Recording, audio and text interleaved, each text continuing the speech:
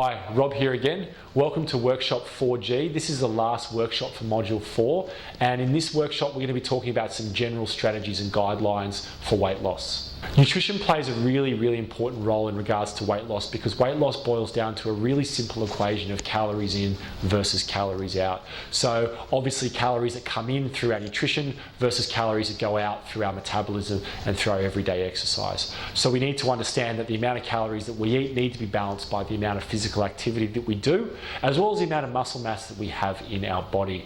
So some general guidelines are looking to create a caloric surplus, so excessive calories if our goal is to gain weight, looking to create a net caloric equal if our goal is to maintain weight, which means an equal amount of calories in versus calories out, and then looking to create a caloric deficit, so less calories in than what we're burning if our goal is to lose weight, okay? So those goals might be specific for you based upon your phase of your season, depending on your sport, depending on your needs and goals, and then your caloric intakes needs to either go up, go down, or stay the same to suit.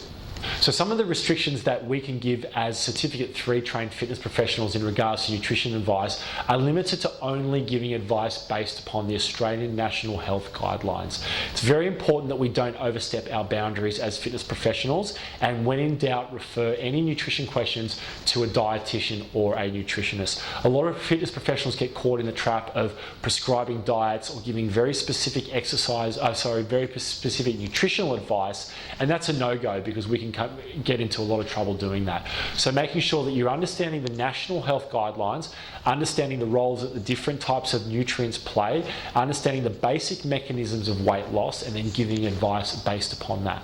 So there are a range of clients that you would refer to an allied health professional in regards to nutrition. The first one would be obesity. So obviously obesity is a caloric problem, so we'd be looking to refer them to a dietitian or a nutritionist in regards to a healthy eating plan that can help them to safely create a caloric deficit.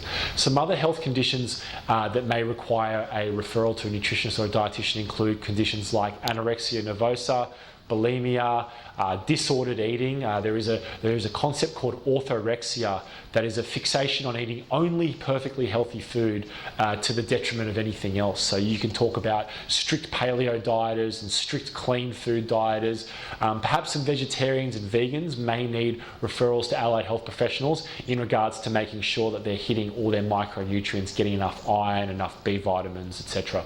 So some of the diets or eating methodologies out there that I think are very good, one of them follows a bit of a primal or ancestral approach. If we could really focus on eating the foods that are available to us naturally, that are found wildly caught, fresh fruit and vegetables and lean meats and healthy fats, and really avoiding factory farming, processed food, simple sugars, I think that's an excellent foundational base, more of an ancestral or primal type of eating. Another one that I find quite interesting is the concept of intermittent fasting, whereas we're condensing the amount of food that we eat to a certain time throughout the course of the day. I think that also fits in quite well with the whole ancestral and primal thing. As cavemen 10,000 years ago, we sometimes only ate once a day, and the fact that we're constantly feeding ourselves 6 or 7 meals a day seems quite silly in my respect. So condensing your food into a narrow eating window, maybe 6 to 8 hours, I think is great. It gives your body a bit of a break and gives your digestive system a little bit of a rest from constantly having to process food. Some of the diets and eating plans that I'm not a massive fan of are anything that requires complete food restriction.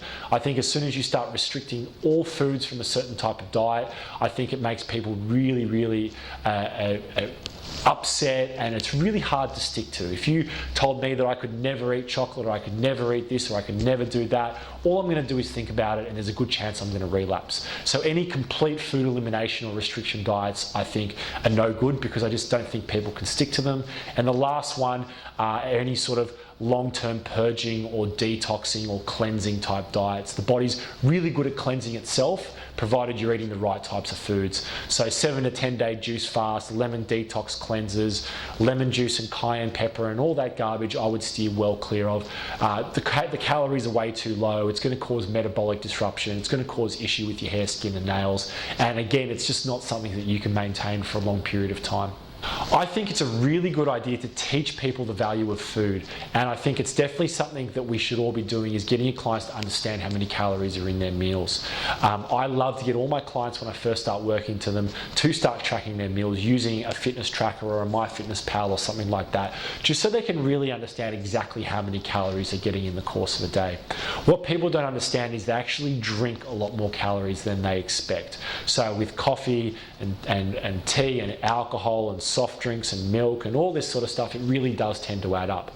Once I get my clients counting for a good number of weeks, then I can start to pull them back from counting every day, because they should start to know and understand and be able to eyeball the right amount of food and what they're eating, and we can make adjustments from there.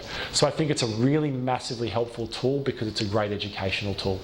So if you're hearing this now, you've made it all the way to the end of Module 4. Thanks so much for sticking with me. I know it's a long and dry module. There was lots to understand and take on board.